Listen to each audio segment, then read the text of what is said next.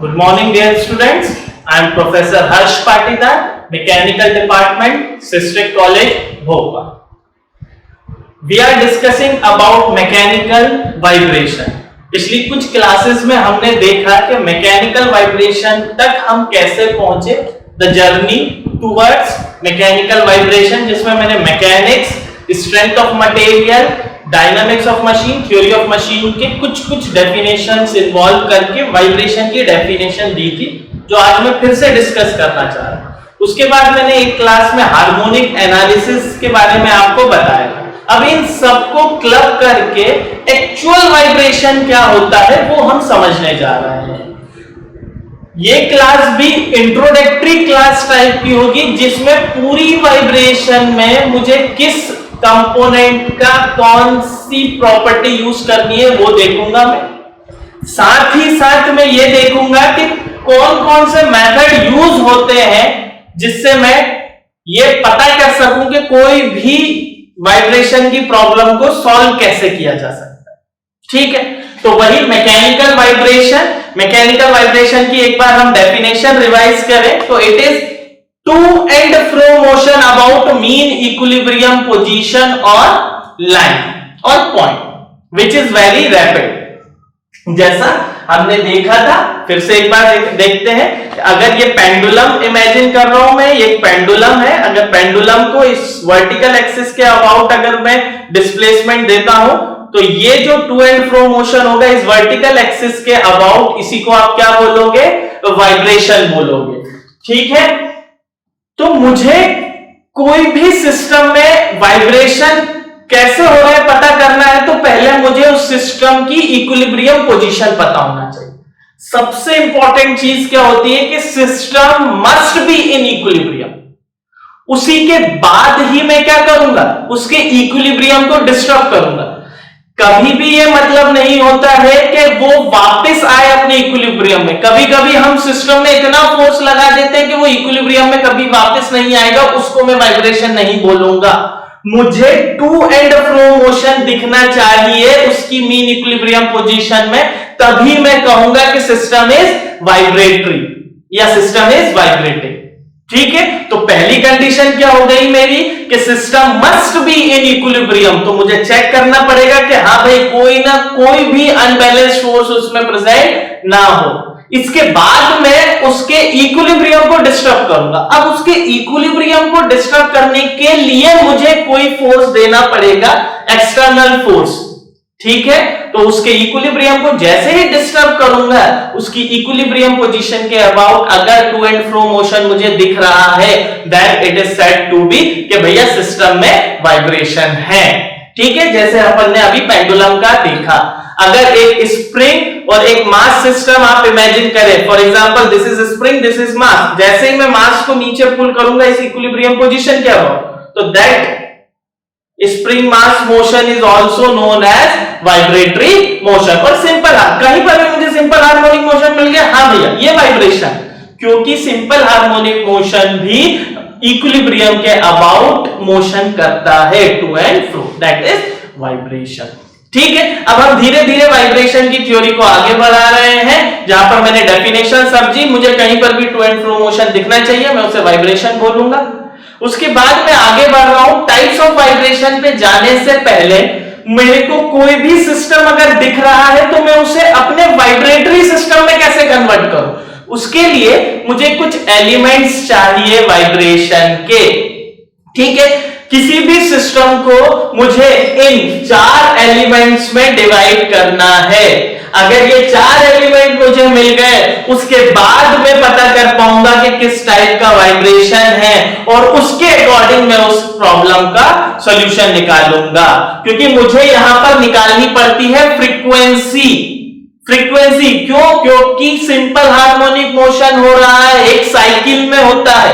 अगर साइकिल में हो रहा है तो मुझे उसका per unit time, number of cycle per unit time पता होना चाहिए, दैट इज फ्रीक्वेंसी। अभी आगे चल के मैं आपको नेचुरल फ्रीक्वेंसी की डेफिनेशन बताऊंगा जो मेरे को वाइब्रेशन में इंपॉर्टेंट है।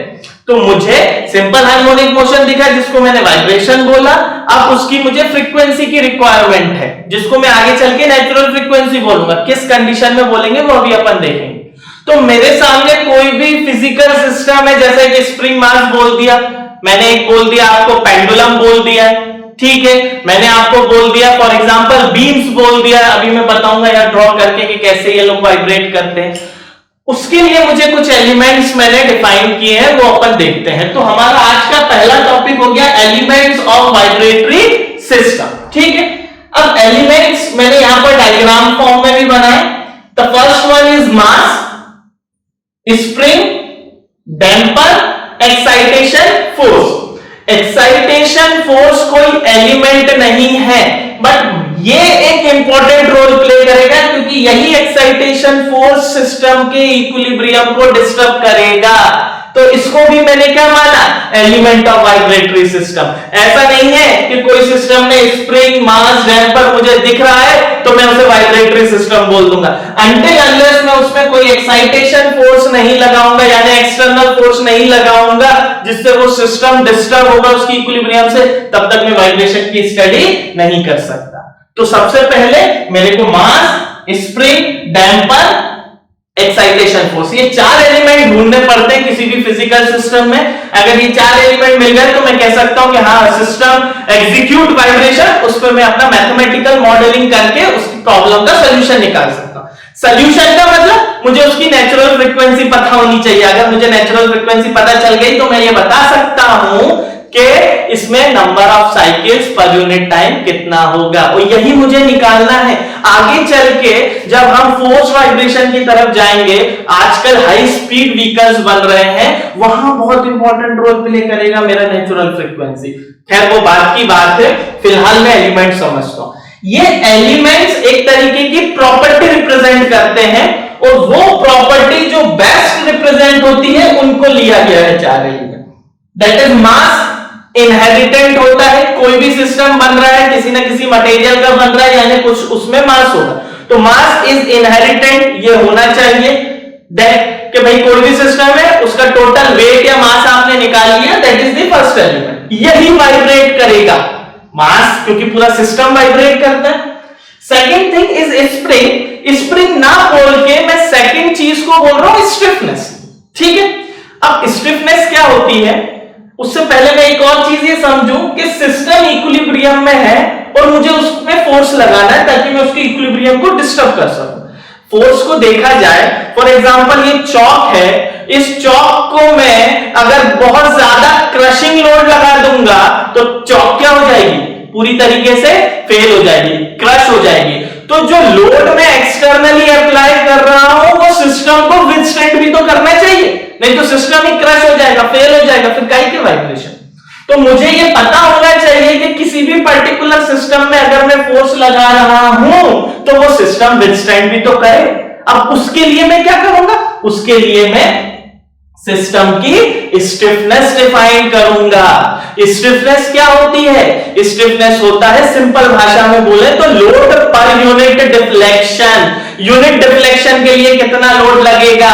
अब डिफ्लेक्शन क्यों आ रहा है, क्योंकि elasticity is the main cause of vibration with in the material, ठीक है। तो एक्सटर्नल फोर्स जो लगा रहा हूं मटेरियल को विथस्टैंड करना चाहिए, that stiffness is force per unit deflection.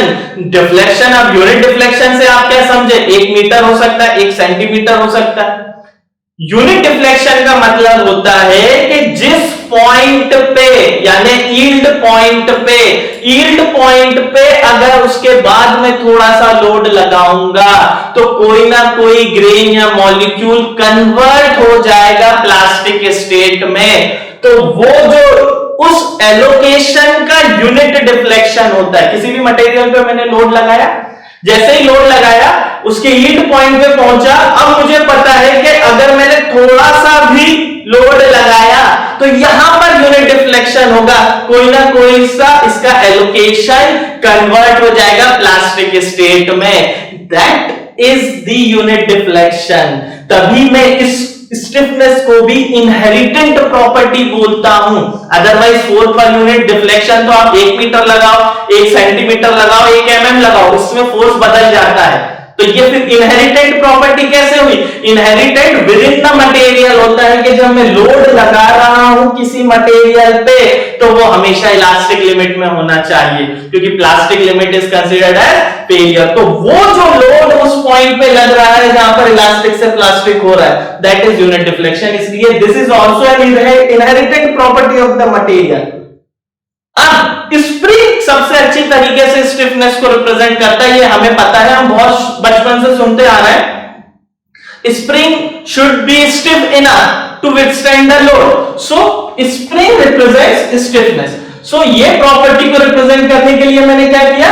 Spring use किया। मास इनहेरिटेंट हो गया, स्प्रिंग हो गया। Then third one is damper. Damper आगे चल के हम सेकेंड यूनिट में पढ़ेंगे, viscous damping and so on. Damper का मतलब होता है कि जो वाइब्रेशन को रोक सके। जैसे मैंने बोला कि कोई भी एक सिस्टम है, उस पर मैंने एक्सटर्नल फोर्स लगाया, सिस्टम एग्जीक्यूट वाइब्रेशन शुरू हो गए, कहीं ना कहीं तो रुकेंगे। कैसे रुकेंगे? क्योंकि अगर एक बार मान लो आप नहीं लगा रहे हो सकता है हवा का तेज लोड पड़ गया हो या किसी और कारण से एक्सटर्नल फोर्स आ गया, सिस्टम इक्विलिब्रियम से डिस्टर्ब हो गया, सिस्टम स्टार्ट एग्जीक्यूटिंग वाइब्रेशन, रुकेंगे कैसे? तो मैं उसको एक्सटर्नली डैम्पिंग प्रोवाइड करता हूं जो उसके एम्पलीट्यूड को रोकेगा। डैम्पर अभी डिटेल में अपन नेक्स्ट यूनिट में पढ़ेंगे। सिर्फ अभी मैं ये समझूं कि एक ऐसी प्रॉपर्टी है जो विद इन द मटेरियल, जो सिस्टम में अगर कल को वाइब्रेशन हो जाते हैं तो वो उसको इक्विलिब्रियम पोजीशन में लेके आएगी। फॉर एग्जांपल इस पेंडुलम को आप जैसे ही मूव करेंगे, ये मूव करते करते करते करते रुकेगा बिना आपके एक्सटर्नल फोर्स के, क्योंकि यहां पर एयर एज अ रेजिस्टेंस काम कर रही है। तो डैम्पर के लिए मैं एक और अलग वर्ड यूज कर सकता हूं, वो क्या हो गया कि जैसे ही मैंने मास को डिस्टर्ब किया, वाइब्रेशन स्टार्ट हो गए, कोई ना कोई इंटरनल या एक्सटर्नल रेजिस्टेंस वहां पर होगा जो इन वाइब्रेशन को रोकेगा। और every system is naturally damped, कभी ना कभी तो रुकेगा, बट कब तक ये नहीं पता। For example this is a building, अगर इसके वर्टिकल एक्सिस के अबाउट में इसको कहीं ना कहीं से डिस्टर्ब करूंगा तो ये बिल्डिंग रोटेट ऐसे टू एंड फ्रो मोशन करेगी। अब ये कब रुकेगी ये नहीं पता, इसलिए मुझे एक्सटर्नल इसमें डैम्पिंग करनी होगी कि कल को अगर ये डिस्टर्ब हो जाए तो तुरंत इक्विलिब्रियम में आ जाए, नहीं तो ये डिस्ट्रॉय हो जाएगी। सो एक एक्सटर्नल या इंटरनल रेजिस्टेंस सिस्टम में होना चाहिए जो उन वाइब्रेशन को रोके। तो मास इनहेरिटेंट प्रॉपर्टी हो गया, स्टिफनेस स्प्रिंग से रिप्रेजेंट कर रहे हैं, जो डैम्पिंग की प्रॉपर्टी है यानी वाइब्रेशन के अगेंस्ट जो रेजिस्टेंस या वाइब्रेशन को रोकने के लिए जो प्रॉपर्टी है उसको मैं डैम्पर से रिप्रेजेंट करूंगा। यहां पर मैंने विस्कस डैम्पर के लिए यूज किया, ये अपन आगे चल के डिटेल में करेंगे। That fourth one component is your excitation force, जिससे आप उसकी इक्विलिब्रियम को डिस्टर्ब करते हो। इस पे हम चर्चा करेंगे। अब मैंने सिस्टम को समझा, उस सिस्टम में मास है, उस सिस्टम में स्टिफनेस है, उस सिस्टम में डैम्पिंग, और उस सिस्टम में मेरे को एक्सटर्नल फोर्स है। तो ये मुझे चार एलिमेंट ढूंढना है किसी भी वाइब्रेटरी सिस्टम में, या किसी भी सिस्टम को वाइब्रेटरी प्रॉब्लम में कन्वर्ट करने के लिए मुझे ये चार कंपोनेंट चाहिए। जैसे ये चार कंपोनेंट मिलेंगे मैं सिस्टम को वाइब्रेटरी सिस्टम में कन्वर्ट कर सकता हूं। उसके बाद मैं इसकी स्टडी करूंगा, कैसे स्टडी करेंगे वो भी देखें। तो जो इसके बाद में जब आगे बढ़ा तो मुझे पता चला टाइप्स ऑफ वाइब्रेशन पे मैं आ सकता हूं, क्योंकि सिस्टम के एलिमेंट क्लियर हो गए। इन एलिमेंट पे अभी चर्चा करूंगा, इन एलिमेंट पे चर्चा अभी होगी। उससे पहले मैं आपको बता देता हूं टाइप्स ऑफ वाइब्रेशन। तो टाइप्स ऑफ वाइब्रेशन मैंने अपने हिसाब से डिस्ट्रीब्यूट किए हैं। टोटल 9 टाइप्स के वाइब्रेशन है। Other vibrations are also there. 9 type के जो वाइब्रेशन है उसमें मैं यहां पर 4 टाइप के बता रहा हूं आपको, जो एलिमेंट्स पे बेस्ड हैं। ठीक है, तो टाइप्स ऑफ वाइब्रेशन में आपका आ गया टाइप्स ऑफ वाइब्रेशन। ठीक है, टाइप्स ऑफ वाइब्रेशन में फर्स्ट इज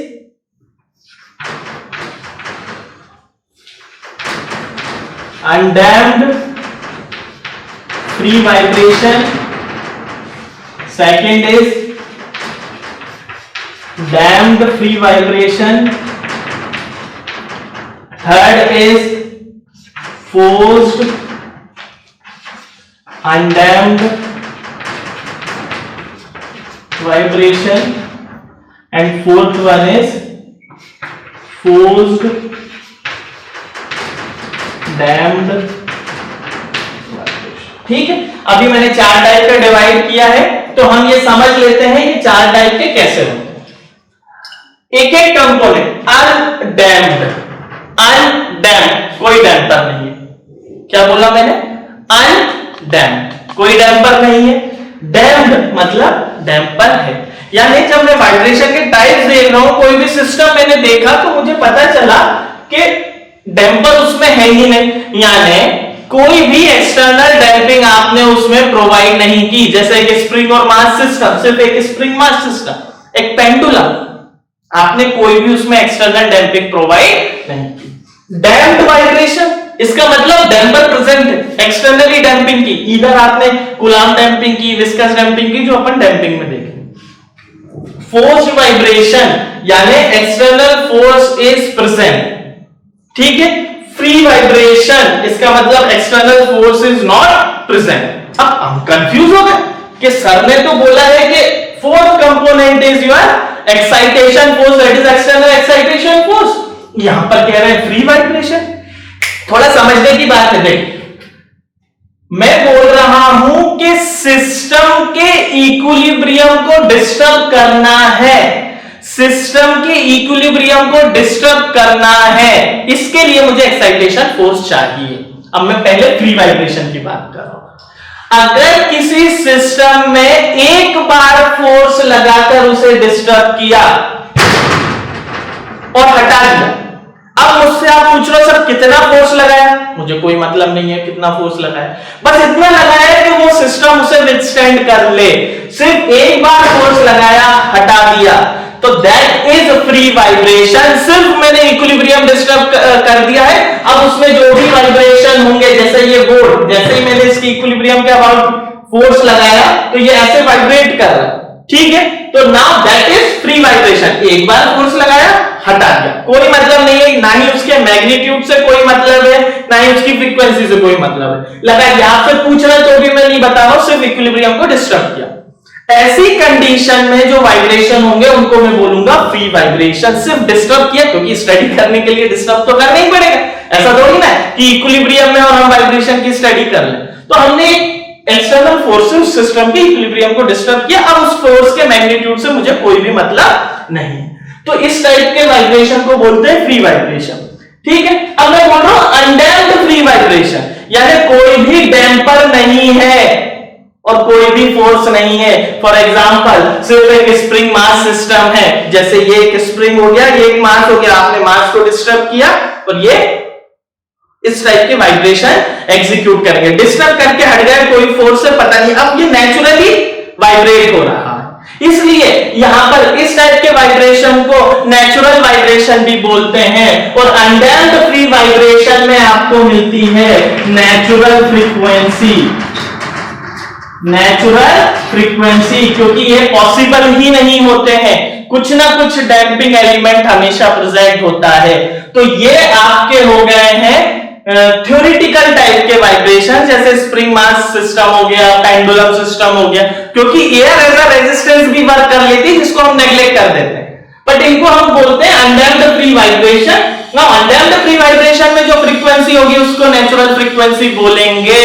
तो यहां पर नेचुरल फ्रीक्वेंसी की डेफिनेशन क्या निकल गई? When the system is vibrate once with the external force and there is no meaning of such external force, then the frequency of vibration is known as natural frequency। और इसको omega N से represent करेंगे, अब इसकी unit पे आते हैं। तो फ्री अनडैम्प्ड वाइब्रेशन, कोई डैम्पर नहीं, कोई एक्सटर्नल फोर्स नहीं, सिस्टम जो वाइब्रेशन एग्जीक्यूट करेगा उसकी फ्रीक्वेंसी होगी नेचुरल फ्रीक्वेंसी। वाइब्रेशन एग्जीक्यूट करने का मतलब होता है आपका motion, to and fro motion. अगर मोशन हो रहा है तो वो एक साइक्लिक वे में होगा, तो उसकी फ्रीक्वेंसी होगी, उसको क्या बोलोगे आप? Natural frequency. नाउ अब आगे बढ़े damped free vibration. Damped free vibration का मतलब spring mass damper is present. अब इस सिस्टम को मैं एक बार डिस्टर्ब कर रहा हूं, फोर्स नहीं है उसमें, कोई एक्सटर्नल फोर्स का मतलब नहीं, सिर्फ डिस्टर्ब कर दिया। डिस्टर्ब कर दिया तो ये सिस्टम क्या होगा, वाइब्रेट करेगा, क्योंकि डैम्पर इज प्रेजेंट। थोड़ी देर के बाद वाइब्रेशन रुकेंगे ही, बट वो भी 1 2 3 साइकिल के बाद, 4 साइकिल के बाद, 5 साइकिल के बाद, ये मुझे डिजाइन करना पड़ता है। ठीक है, तो अगर damper is present, force is there, आपने सिस्टम को एक बार डिस्टर्ब किया, हट गए, उसमें जो भी वाइब्रेशन होंगे वो वाइब्रेशन ड्यू टू डैम्पर रुकेंगे। अब कैसे रुकेंगे, क्या करेंगे, अपन सेकंड यूनिट में देखेंगे। और यहां पर जो डैम्प्ड फ्री वाइब्रेशन होंगे, इसमें डैम्प्ड फ्रीक्वेंसी आएगी, क्योंकि फर्स्ट यूनिट का काम नहीं है, इसलिए मैं उसको लिख नहीं रहा हूं अभी। तो जो डैम्प्ड फ्री वाइब्रेशन में फ्रीक्वेंसी आएगी वो आएगी डैम्प्ड नेचुरल फ्रीक्वेंसी, समझेंगे उसको। नाउ फोर्स्ड अनडैम्प्ड वाइब्रेशन, ठीक है, या फोर्स डैम्प्ड वाइब्रेशन। अब ये फोर्स को कैसे समझो, जैसे ही मैंने एक फोर्स लगाया उसको हटा दिया, ठीक है, दैट इज फ्री वाइब्रेशन। मैंने फिर लगाया 10 न्यूटन का लोड, हटा दिया, फिर मैंने 2 मिनट के बाद 10 न्यूटन का लगाया, हटा दिया, पर ये सब क्या है, ये फ्री वाइब्रेशन है। अब मैं कह रहा हूं कि हर मिनट 10 न्यूटन का लोड लग रहा है, या हर सेकंड 10 न्यूटन का लोड लग रहा है। 10 Newton, again 10 Newton, again 10 Newton, again 10 Newton. इसका मतलब क्या हो गया, वो जो 10 न्यूटन का मैग्नीट्यूड है वो एक फ्रीक्वेंसी के साथ लगेगा, तभी मैं उसको क्या बोलूंगा, फोर्स्ड वाइब्रेशन बोलूंगा। नहीं तो वो क्या कन्वर्ट हो जाएगा, मान लो पहला 10 न्यूटन लगा, अभी लगा दिया 10 न्यूटन, फिर उसके बाद मैंने आधे मिनट बाद 10 न्यूटन लगाया, फिर 2 मिनट बाद 10 न्यूटन लगाया, तो इसके लिए क्या होगा, सिस्टम फ्री वाइब्रेशन एग्जीक्यूट करेगा। जब तक एक पर्टिकुलर मैग्नीट्यूड एक फ्रीक्वेंसी के साथ नहीं लगेगा, हम उसे फोर्स वाइब्रेशन नहीं बोलेंगे।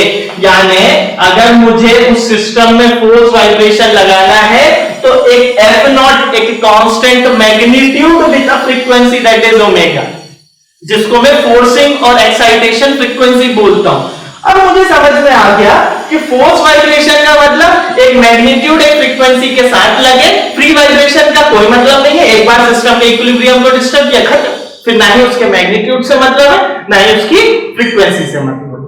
ठीक है, तो वही चीज है। फिर डैम्प्ड और अनडैम्प्ड, यानी damper is present then force damp vibration, damper is not present then it is undamped vibration. तो मेरे 4 element, spring, mass, damper, excitation, force.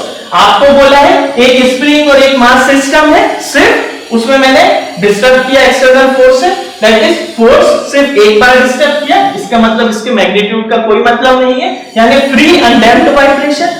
अगर उसमें डैम्पर लगा है, एक बार फोर्स से डिस्टर्ब किया है, इसका मतलब फ्री डैम्प्ड वाइब्रेशन। अगर मैं कह रहा हूं एक फोर्स 10 न्यूटन का लोड है विद अ फ्रीक्वेंसी 20 रेडियन पर सेकंड से अगर वो लग रहा है, इसका मतलब एक्साइटेशन फोर्स वहां पर प्रेजेंट है। हर 20 सेकंड या 30 सेकंड के बाद वो ही 10 न्यूटन का लोड लगेगा, that is force vibration, that force undamped vibration, force damped vibration. ठीक है, now this is all about your types of vibration on the basis of element of vibration. मुझे element of vibration समझ में आ गया है, मुझे उसके टाइप समझ में आ गए हैं, बस अब ये समझ लूं कि इनकी मैथमेटिक्स कैसे इंपॉर्टेंट रोल प्ले करेगी मेरे वाइब्रेशन में, बस उसके बाद मैं आगे बढ़ सकता हूं अपनी वाइब्रेशन की स्टडी में। अभी तक सिर्फ और सिर्फ हम समझने की कोशिश कर रहे हैं कि ये वाइब्रेशन क्या है, वाइब्रेटरी सिस्टम क्या है। समझ में आ गया, vibratory system comprises of that 4 element is a vibratory system. किस तरीके से बिहेव करेगा, ये वह 4 टाइप से बिहेव करेगा। नाउ अब इन बिहेवियर की मैथमेटिकल मॉडलिंग कैसे होगी और उसके बाद उसका सॉल्यूशन कैसे होगा। जैसे undamped free vibration is your unit number 1, damped free vibration is your unit number 2, forced undamped and forced damped vibration is your unit number 3। So degree of freedom देखा था हमने, degree of freedom 1 3 unit complete, degree of freedom 2 unit number 4 and then at the end unit number 5 is noise engineering। ठीक है, चलिए अब हम आगे बढ़ेंगे जिसमें हम इनकी थ्योरी समझेंगे। ठीक है।